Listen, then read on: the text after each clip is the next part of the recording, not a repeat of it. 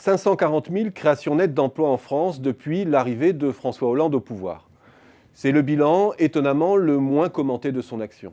540 000 à ce jour, qui pourrait s'élever à près de 700 000 si la hausse de l'emploi continue sur le rythme de progression que l'on observe depuis 3 trimestres. On a bien sûr d'abord en tête les 550 000 chômeurs supplémentaires de catégorie A sur la même période. Il n'y a là aucun paradoxe, seulement le constat que les 540 000 emplois supplémentaires n'ont pas été suffisants pour absorber la hausse de la population active. Arrêtons-nous sur ce chiffre des créations nettes d'emplois. Il est assez remarquable, car le président, à la peine sur le plan du chômage, est à certains égards un champion de la création nette d'emplois.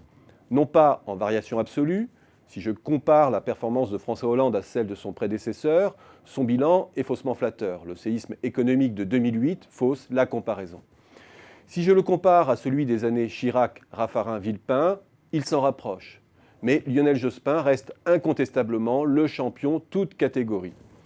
Là où le bilan Hollande peut paraître remarquable, c'est qu'il se rapproche des performances des années Rocard-Bérégovoy ou de celles de Raffarin-Villepin, avec pour arrière-plan une croissance de 0,7%, quand cette dernière naviguait à 2,7% en moyenne sous la période Rocard-Bérégovoy et à 2% sous Raffarin-Villepin.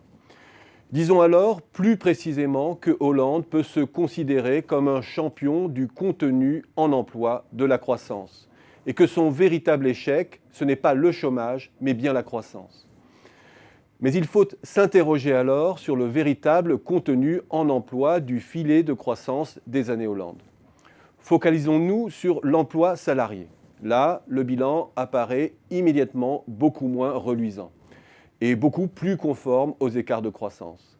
Car ce qui a particulièrement augmenté sous l'ère Hollande, ce sont les emplois de non-salariés, plus 280 000. En fait, l'auto-entrepreneuriat, qui pour sa grande majorité recouvre des emplois freelance de durée courte et entérine le fait que l'emploi intermittent se développe dans notre économie.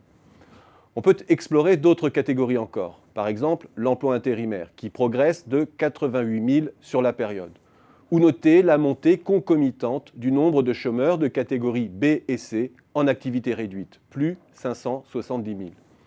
Hollande a bien un bilan quantitatif en termes d'emploi qui mérite d'être souligné. Mais le contenu de cet emploi en dit long sur la doctrine Hollande-Macron qui fut celle de Schröder en son temps.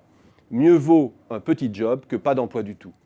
La France, en important les remèdes des autres, finit par produire les résultats des autres. Elle facilite le déversement sur les services peu qualifiés, elle fabrique du mini-job, mais rien de plus, avec finalement des effets quantitatifs tangibles au plan macro, mais peu de croissance et peu de productivité à la clé.